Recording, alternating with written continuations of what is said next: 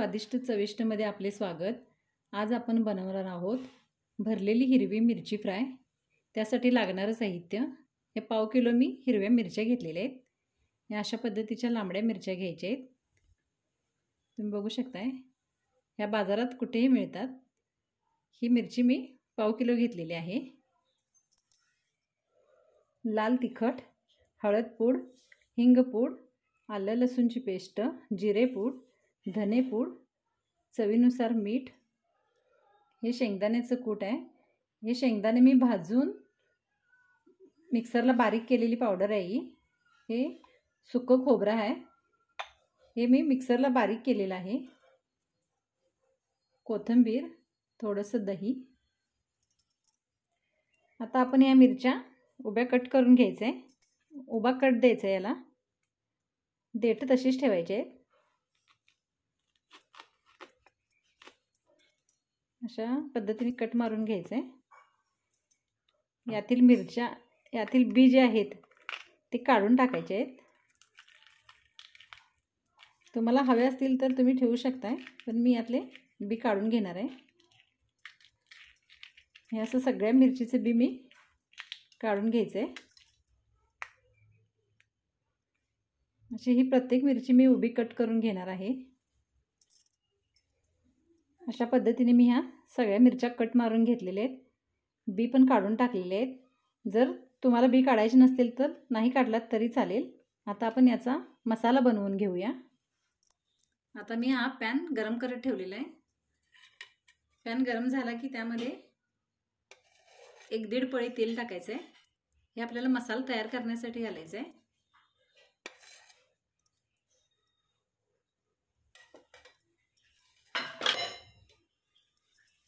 तेल गरम झालं की यामध्ये आपण मसाले घालायचे आहेत।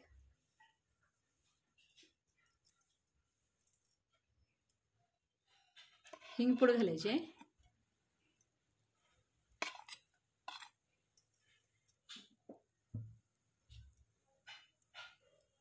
जिरे पूड, आलं लसूणची पेस्ट, हळद पूड, लाल तिखट, धने पूड,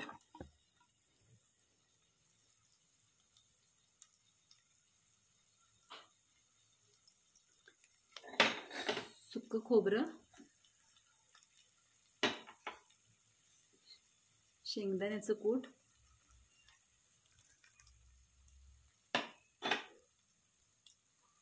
चवीनुसार मीठ, हे सगळं परतून घ्यायचं आहे।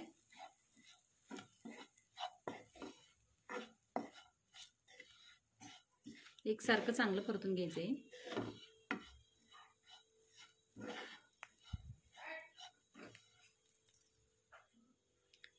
आता हे चांगलं परतून झालेलं आहे। यात चवीनुसार थोडंसं आपण दही घालायचं आहे। यामध्ये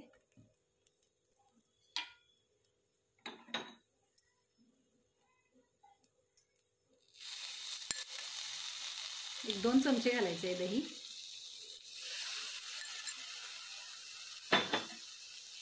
त्यानंतर कोथिंबीर घालायची आणि परत हे चांगलं परतून घ्यायचं आहे। यामध्ये तुम्ही थोडासा गूळ वापरला तरी चालेल। ही मिरची तिखट नसल्यामुळे मी यामध्ये गूळ किंवा साखर काहीही वापरणार नाही आहे। तुम्ही वापरू शकता तुम्हाला हवा असेल तर। आता हा मसाला तयार झालेला आहे, याला आपण थंड करून घेऊया। आता हा मसाला थंड झालेला आहे। आता आपण हा मिरचीमध्ये भरून घेऊया। आता ही उभी कट केलेली मिरची आहे, यामध्ये आपण हा मसाला गच्च भरून घ्यायचा आहे।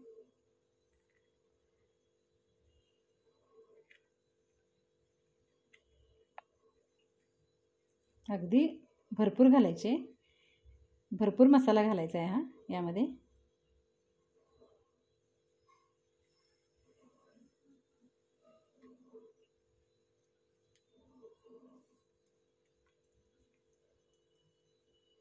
असं गच्च भरून घ्यायचे। अशा सगळ्या मिरच्या भरून घ्यायच्यात आपण। तुम्ही बघू शकता मी दुसऱ्या एका मिरचीमध्ये परत मसाला भरणार आहे।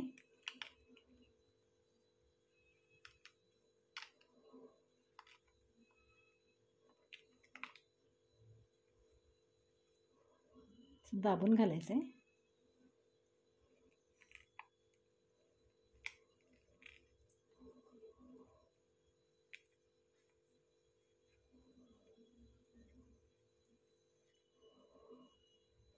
अशा पद्धतीने सगळ्या मिरच्या भरून घ्यायच्या आहेत.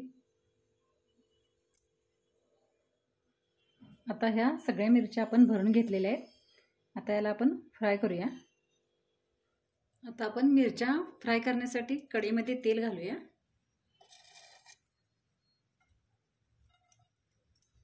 दोन चमचे तेल घालणार आहे मी यामध्ये, कारण मसाल्यामध्ये आपण थोडंसं तेल वापरलेलं आहे. आता तेल गरम झालेलं आहे. यामध्ये आपण ह्या मिरच्या फ्राय करून घेऊया. असं मसाला वरती ठेवायचा आहे, मिरची अशी उभी ठेवायची आहे.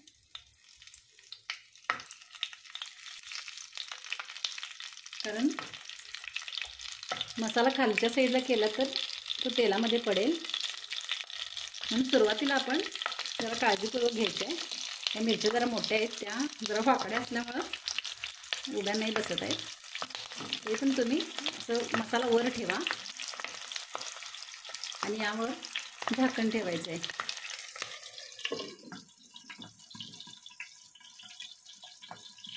एक 5 मिनिटासाठी असं झाकून ठेवायचं आहे. आता 5 मिनिटं झालेले आहेत. आपण बघूया.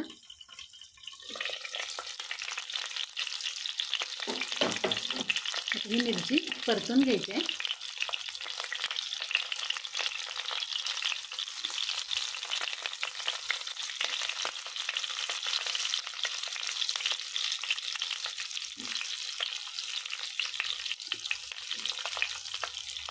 सगळ्या मिरच्या अशा परतून घ्यायच्या आहेत.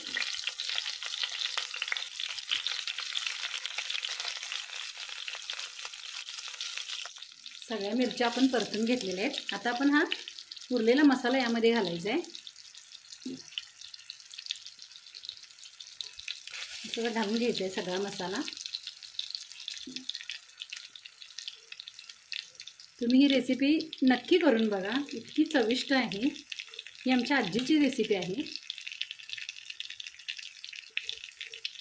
तोंडाला चव येणारी रेसिपी आहे ही. तुम्ही नक्की प्रयत्न करून बघा, खूप सुंदर लागते. आता हा मसाला घातल्यानंतर आणखी थोडं झाकून ठेवायचं आहे. मिरची चांगली फ्राय व्हायला पाहिजे. आता आपण बघूया ही मिरची तयार झाली आहे का.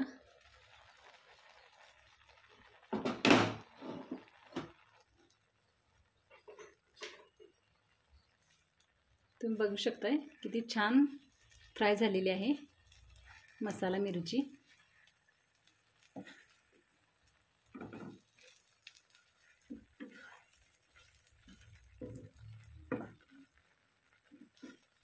सगळ्या मिरच्या मी अशा चांगल्या फ्राय करून घेतलेल्या आहेत. आता आपण ह्या एका डिशमध्ये काढून घेऊया.